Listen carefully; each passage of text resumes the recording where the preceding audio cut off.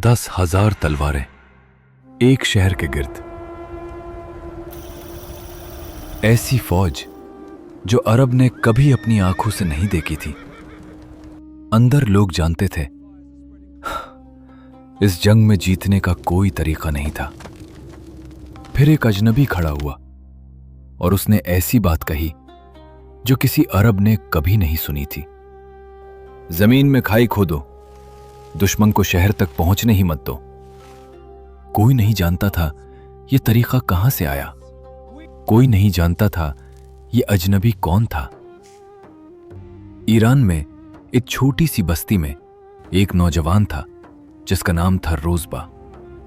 उसका बाप एक आतिश परस्त मंदिर का निगरान था और चाहता था कि बेटा भी यही जिम्मेदारी संभाले। लेकिन रोज़बा के दिल में कुछ और था, एक बेकरारी जिसे वो खुद नहीं समझ पाता था। एक दिन रास्ते में उसने कुछ लोगों को इबादत करते देखा, अलग तरीके से, अलग खुदा के लिए। उसने पूछा, ये लोग किस चीज की तलाश में हैं? जवाब मिला, सच्चाई की। उस दिन से रोज़बा के दिल में भी वही तलाश जाग उठी। रोज़बा अपना घर छोड़कर निकल पड़ा। वो शाम पहुंचा और एक आबिद के साथ रहकर सीखने लगा। जब वो आबिद इंतकाल कर गया, उसने कहा, मेरे बाद फला शहर में जाओ, वहां एक और है जैसा मैं। ये सिलसिला चलता रहा, एक उस्ताद से दूसरे उस्ताद तक, सालों तक।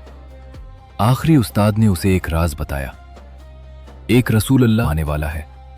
उसकी निशानियां ये हैं, वो सदका नहीं खाएगा लेकिन तोहफा कबूल करेगा और उसकी पीठ पर नबूवत की मेहर होगी। वो ऐसी जमीन की तरफ हिजरत करेगा जहां खजूर के दरख्त हैं, दो काले पथरीले मैदानों के दरमियान। रोज़बा अरब की तरफ निकला, उस जमीन की तलाश में जो उसे बताई गई थी। लेकिन रास्ते में कुछ लोगों ने धोखा दिया और उसे गुलाम बनाकर बेच दिया। वो मदीना पहुंचा, मगर एक आजाद मुसाफिर की तरह नहीं, एक गुलाम की तरह, अपने आका की खजूर के बागात में काम करते हुए। उसकी तलाश यहीं रुक गई थी। फिर उसने सुना मक्का से एक आदमी मदीना आया है जो खुद को रसूल अल्लाह सल्लल्लाहु अलैहि वसल्लम कहता है। रोज़बा का दिल धक से रह गया। उसने अपनी बचाई हुई खजूरें लेकर उस आदमी के पास भेजा, सदके के तौर पर। उस आदमी ने खजूरें लोगों में बांट दी, खुद नहीं खाई। पहली निशानी सच्ची थी। दोबारा रोज़बा ने तोहफे के तौर पर कुछ भेजा। इस बार उस आदमी ने खुद भी खाया। दूसरी निशानी भी सच्ची थी। आखिरी बार रोज़बा खुद गया, सिर्फ एक नजर देखने के लिए, उस मेहर को जिसका जिक्र सालों पहले एक बूढ़े आबिद ने किया था। उसने देखा, वो वहीं बैठ गया और रोने लगा। रोज़बा अब सलमान रजी अल्लाह अन्हु बन चुका था, मगर अभी भी गुलाम। उस रसूल अल्लाह सल्लल्लाहु अलैहि वसल्लम ने एक तरीका बताया। अगर वो 300 खजूर के पौधे लगा दे और एक मुकर्ररा सोना अदा करे तो आजाद हो सकता है। पूरी बस्ती ने मिलकर मदद की। पौधे लगाए गए, सोना भी पूरा हुआ। कहा जाता है खुद रसूल अल्लाह सल्लल्लाहु अलैहि वसल्लम की मदद से। साल के अंदर सलमान रजी अल्लाह अन्हु आजाद था। तलाश जो ईरान से शुरू हुई थी, सालों बाद यहां आकर पूरी हुई। और अब हम वापस आते हैं उस रात में जब दुश्मन की फौज मदीना के गिर्द खड़ी थी। वो अजनबी जिसने खंदक का मशवरा दिया, वो कोई और नहीं, सलमान फारसी रजी अल्लाह अन्हु था।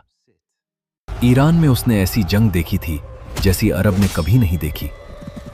वही इल्म उस दिन एक पूरी कौम को बचा गया।